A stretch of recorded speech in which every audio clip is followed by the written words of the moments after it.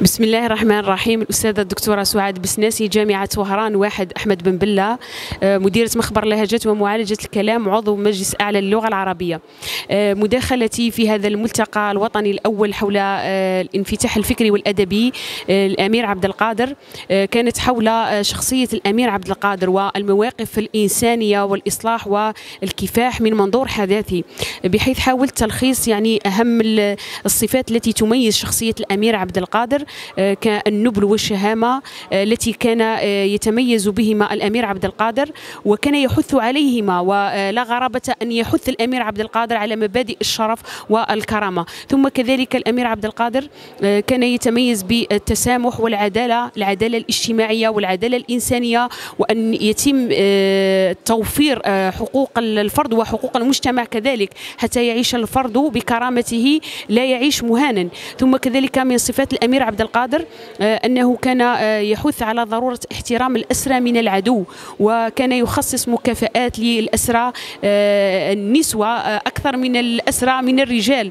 وهذا إن دل على شيء فإنما يدل على أخلاق الأمير عبد القادر الرفيعة. هذا الرجل رجل المواقف، رجل ظاهرة، رجل فذ، قائد عسكري محنك، كان يحترم المرأة كثيرا، وكان يحترم مكانة المرأة وكرامة المرأة.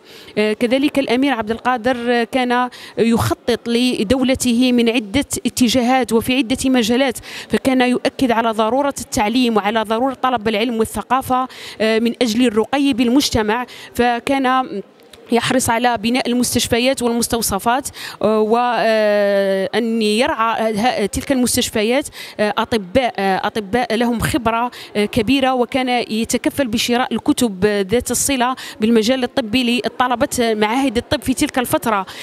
كذلك الأمير عبد القادر كان يحرص كثيرا على ضرورة التميز الأخلاق الرفيعة أثناء الحرب، حتى وإن كان يعرف عليه بأنه قائد فذ باسل في مجال المعركة، مع ذلك كان من النوع الذي يحث على مبادئ ديننا الإسلامي الحنيف في التسامح والرحمة والرأفة بالأسير العدو، فكان يحث جيشه على ضرورة عدم تعذيب الأسرى وعدم معاملتهم بقساوة، وهذا إن دل على شيء فإنه يدل على ترفعه ورفعته وعلى أنه كان قائد بالمثال. كيف قائد بالمثال؟ كان هو يتحلى بالصفات التي كان يحث جنده عليها.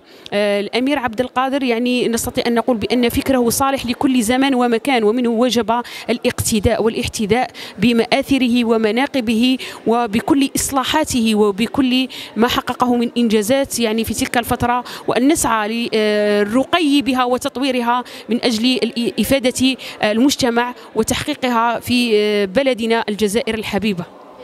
شكرا.